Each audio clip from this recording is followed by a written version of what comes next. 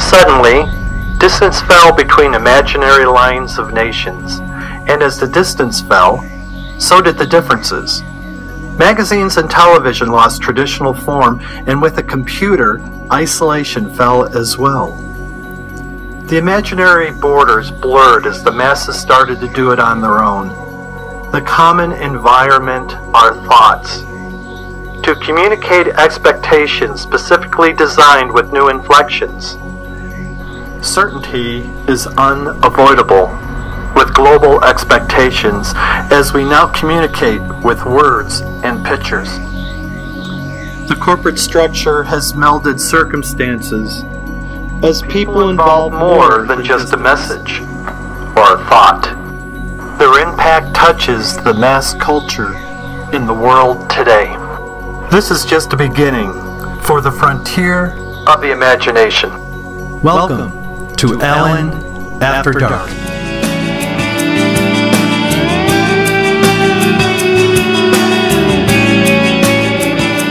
Tonight's program was recorded in the Silver Room at Studio 1406. Good evening, citizens. Tonight's program is entitled Fashion Saves.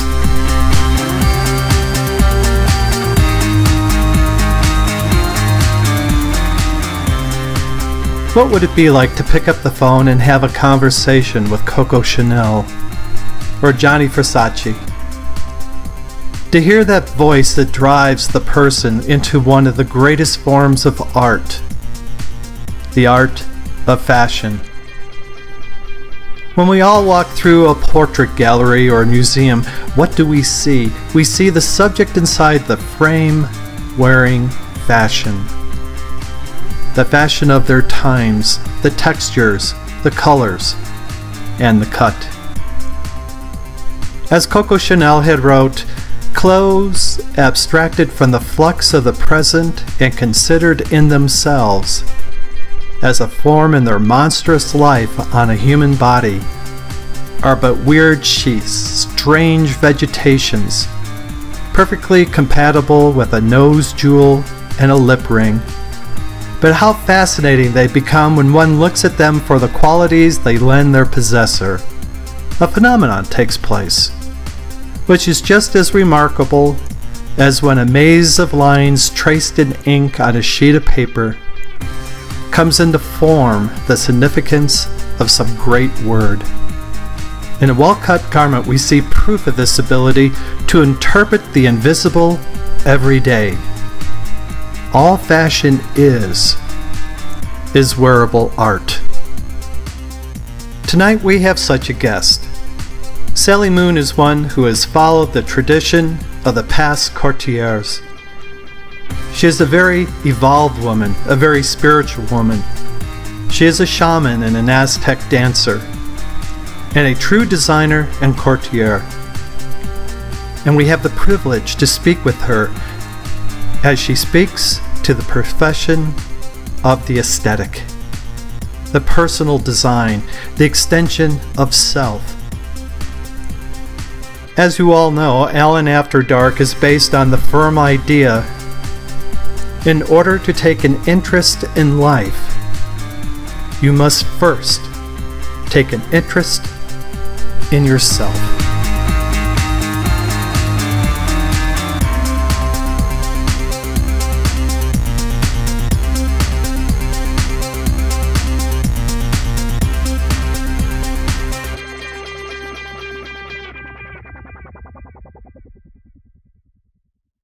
You know, it's been my understanding, that if you want to create something that is genuine or new, in a lot of ways you have to start over again. And I think, when you're working with, like, the intent of the work that you're doing, that you almost have to disconnect from the past in order to create anything. And so, how would you explain or describe the artwork that you're doing in reference to your courtier? Well, I started with the bags first, doing custom leather bags. And that was doing drum bags and my personal bag, and it evolved because of my physical needs in carrying the bag that got heavier and heavier. Then I went into the custom design clothing with Couture, and not knowing, I was just doing things for people or doing them for myself just because of my interest and my passion. And my latest design was a total inspiration. Sitting in an airport for 4 hours, layover, and I see this beautiful, they're flowers. They're flowers from, hand-embroidered flowers from Mexico, from what I call Frida repeat. Yeah, that's Frida Kahlo, right? Frida Kahlo, yes. Mm-hmm. And the repeater, we peel potatoes, is how I learned how to say it properly. And more than one is we peel less potatoes. Just the art in it, the time it takes. And then there's the Guatemalan repeaters, which are all hand-woven, then hand-embroidered. And so having this inspiration of using the flowers from these repeaters on leather bags just was like an explosion of excitement. And I'm drawing on the airplane. This is after the layover, and I'm coming home for Peru, basically, actually. And so this is using cloth, textile material, but an art form in itself, and joining them, marrying it to my leather design. Now, is the textile being sewed onto the leather, or is the design being embossed on the leather? No, it's sewn on, it's attached. Oh, how wonderful. It has become part of it. So all this creative work that our indigenous sisters did is going to be actually included in the piece. And each piece was definitely one of a kind. All right, so there's no, let's say, repetition in the final product then. It's all original pieces. Yes. Now, as far as the leather itself, how did that element come into it? I mean, you're saying that, you know, you had done bags before, but this sounds like kind of an explosion of different avenues of art converging into one area. Yeah, so originally, way in the very, very beginning, I was a corporate woman. I worked 21 years in the corporate world. I took an early retirement and went on a spiritual path. And in that path, I was a lot of Native American tradition, and I was initiated with a sacred pipe. And with the sacred pipe, the tradition is that you need to make your own pipe bag. And generally it would be out of leather. Mm-hmm. I had no idea how to do this. None. And I had met a teacher. I was in San Francisco Bay Area, and I met a teacher out here in New Mexico. And I was going to work with him for a couple of weeks. And so I cleared my calendar, etc., to come out. And he said, bring some leather. And I said, well, all I have is this one piece. I'm supposed to make my pipe bag and da-da-da. He said, bring that. I had no idea that the people that supported and helped them all were expert leather craft people. And so she's still my dear friend, Arbel, showed me how to do my first bag. And when I looked at it when it was completed, I was like, wow, I did that? I never thought of myself as artsy crafty or any of that. And a month later, I had been preparing to do Vision Quest. Do you know what that is? No, explain to me what a Vision Quest is. Vision Quest is one of the ceremonies the Native American Lakota, different tribes do. And it's 4 days, 4 nights, no food or water, and it's outside, and you're praying for a vision. I'm up on Mount Shasta, and I'm looking at the mountain with its snow caps. This is on the summer solstice. Of course, it took the longest day. I have some other friends doing this with me, but we can't see each other. And my vision that came to me, I had just learned how to do this leather bag now, a month before, and what came to me was I was in like a shop, a boutique of some sort, one was closed, and I was fitting this woman in leather clothing. Now, when you say a vision, how are you seeing this? Sort of like when you daydream, okay, and you have pictures in your head, well, like that. All right. But I had no influence over the picture. And I thought that it was curious because I just learned how to make my one little bag, nothing but clothing. And that was in 1995.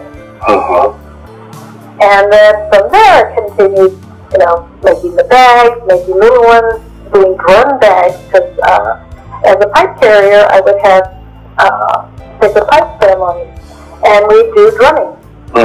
So, of course, you have to put your sacred drum in an appropriate bag. Well, I mean, that's what the difference between the animal race and the human race is, that we know how to accessorize. You have to have the best, you know. And so I had to learn how to do a three-dimensional bag, and I had to be able to accommodate the weight, like the handle, the strap. So anyhow, all these things came in play. And anyhow, so all that evolution of how I got here today, it is a milestone. Nothing I had pictured for myself in my youth, or my early years. Now, is this bag going to be a point or a counterpoint of production as a collection, or something that the general public can, let's say, go onto your website and find, or is it something they need to discuss with you personally? It will be a collection in development now, and I have my unveiling in 7 weeks, so it's manifesting as we speak. It will. I don't want to have a click and go, because this is pretty personal. And most of the work I do, I make it for the person. I will make a selection of them so people can see their options, and those will be for sale. And I want to do it custom for individuals. I see. So it's really a one-on-one type of design construct. Yes. Okay. All of this is done by hand. There is no machine, so I can't knock out, 10 of them a night or something. Literally every bit of the bag is handmade. So it really is true courtier. Yes. Wonderful, because that is how it was 100 years ago in the shops of Paris. They'll have ideas, you see, but people would come in and custom design, custom fit for tailored looks. So this is a tailored bag. Now, have you given the line or the bag a name yet? Yes. It's called So Chic. So Chic. So Chic. It's spelled XOCHITL. It's Nahuatl or flower. I'm an Aztec dancer. I follow the Aztec calendar, and I've learned, all our dances have a name, and there is a name. One of our dancers is named the War of Flowers in the dance, and that's the war within ourselves to become better people.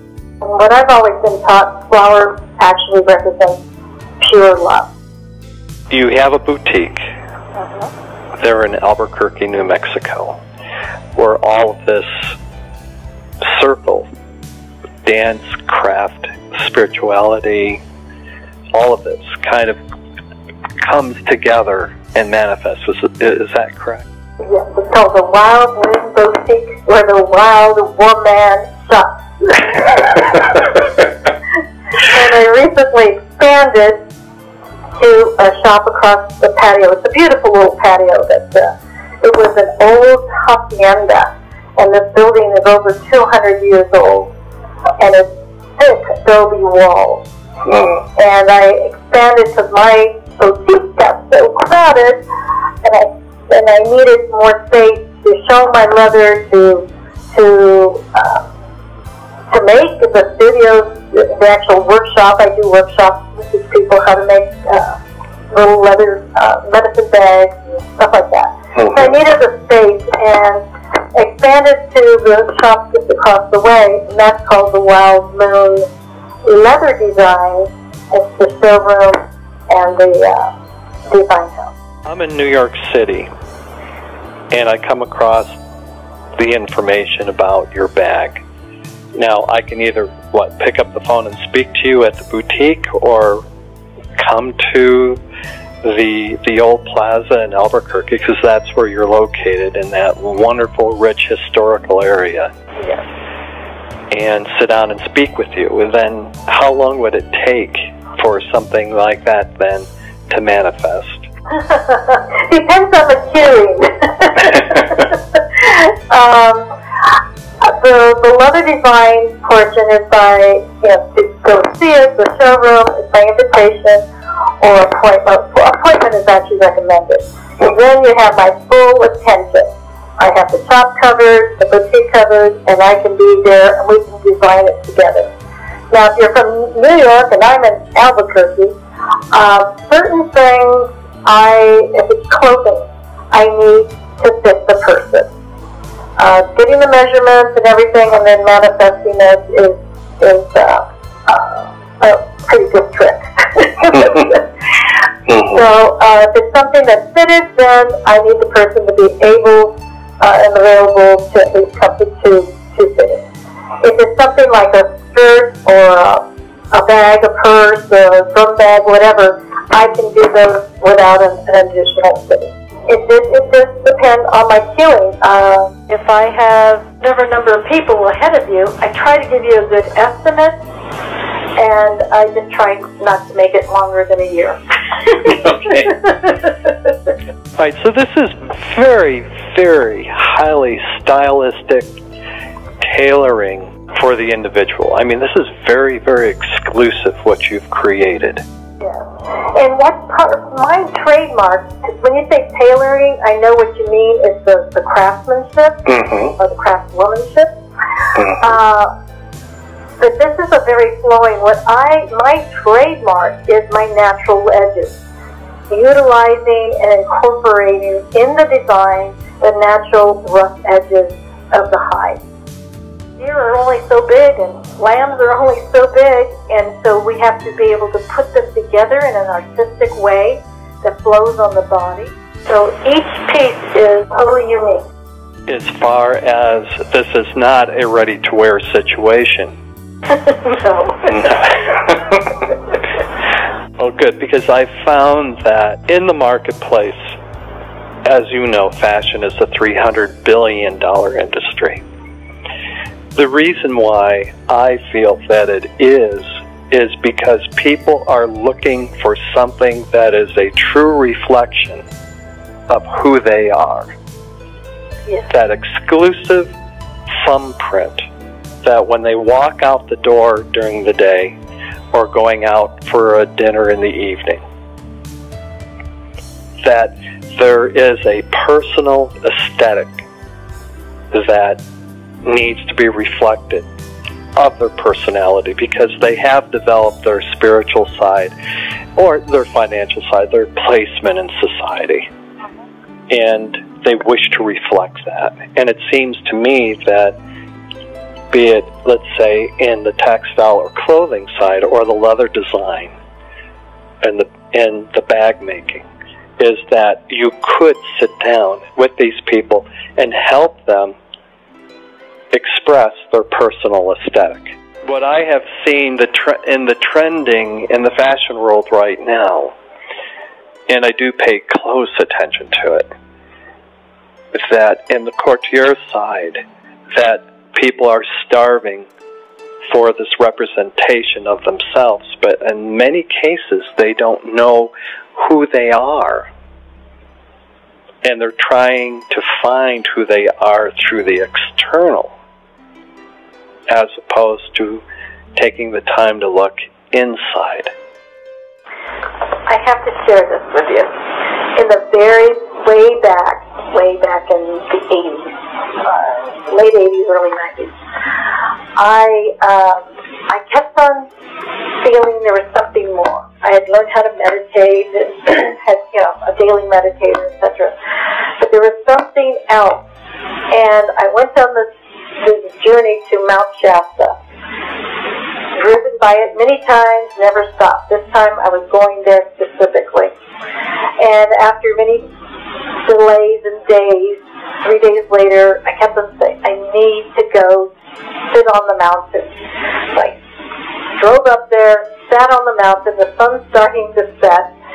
I burned a little incense, and I just opened up and I asked, Spirit, what do you want me to know? And it kept on saying, be yourself. And I said, I know that. I've heard it before. How do I be myself? And they said, the first step is to wear whatever you want to wear, when you want to wear it. What?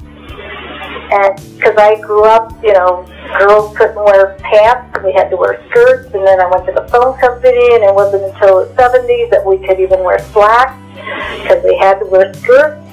And so I was always in this box of what I couldn't do and what I could do. And this was letting me be able to express myself in whatever color I felt like, or whatever whether it was dressing up, whatever it was, just to express and go from my feeling of what I want to wear that day. That was my first baby step to being myself. Well, in this world that we live in, from the political point of view, they don't want that to happen. They want the conformity. So what you're telling me is that your spirituality, your openness to the spirit, let's say, through this meditation that you had on Mount Shasta, it almost is a radicalization of truth is what's taking place. So am I understanding that correctly? Yes, it was a whole shift. It was a whole paradigm shift for me. Mm-hmm. And I've helped other women to do it in that way. Because all of a sudden just say, okay, be myself. I don't even know myself, as you were saying earlier. People don't even know who they are because we have so much programming from inception. Well, you're an incredibly dangerous human being for a person who is actually now thinking for themselves. But how long did if you want to say the de-evolution, how long did that take, that step? Because, see, that's the problem, because a lot of people who are, let's say, stepping out, and they're beginning to hear the voice saying, all right, be yourself, like in your situation. But because of habit patterns, and because of the person they're married to, be it a husband or a wife, and, my God, you start changing in that, oh.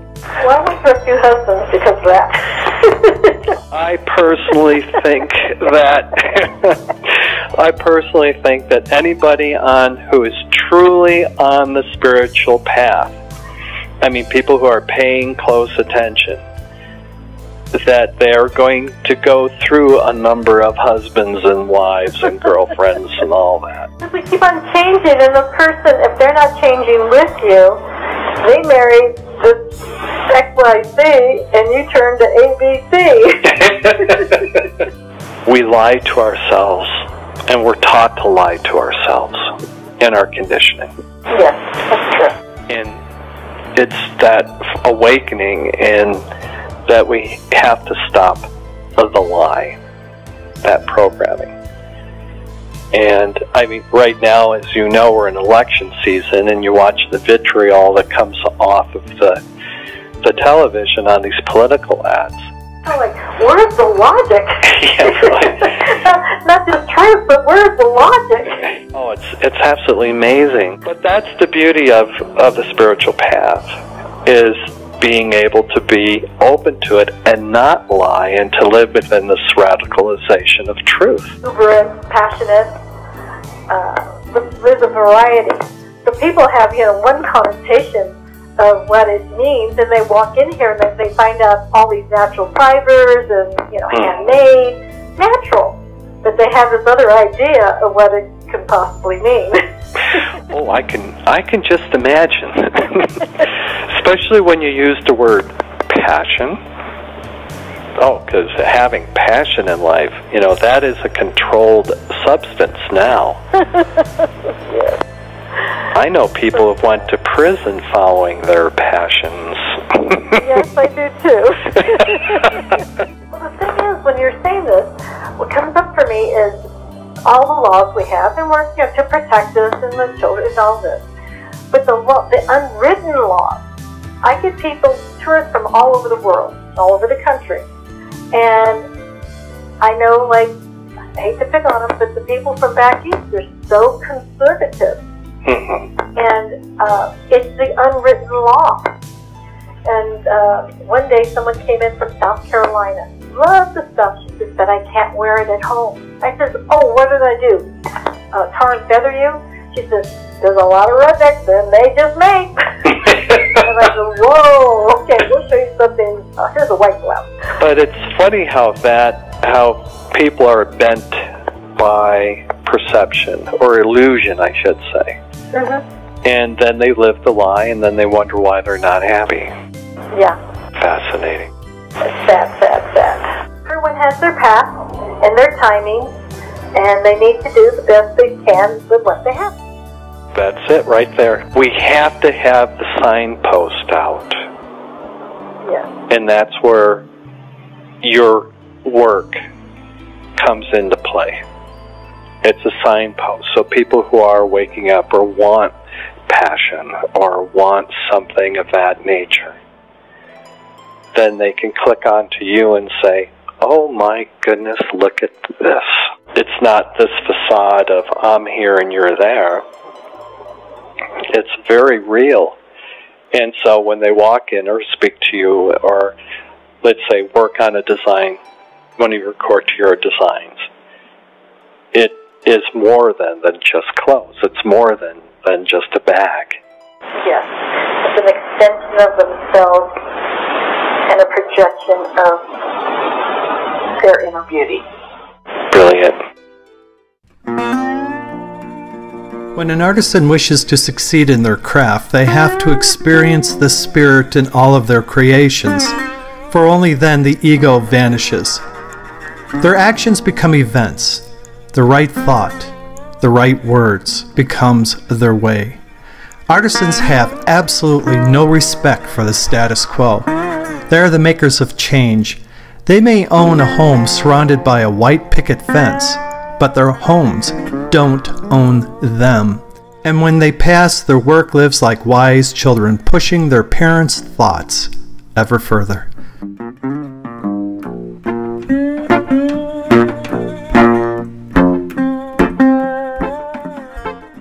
To contact Sally, call her at Wild Moon Boutique. Her phone number is 505-247-2475, or at her website at wildmoonboutique.com.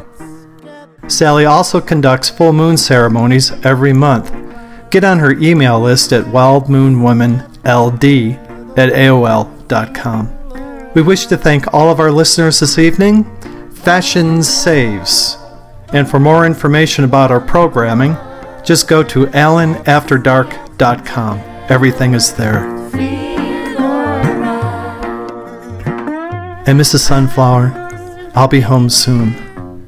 Second star to the right, and straight on till morning. Fair fallen, my friends. Fair fallen.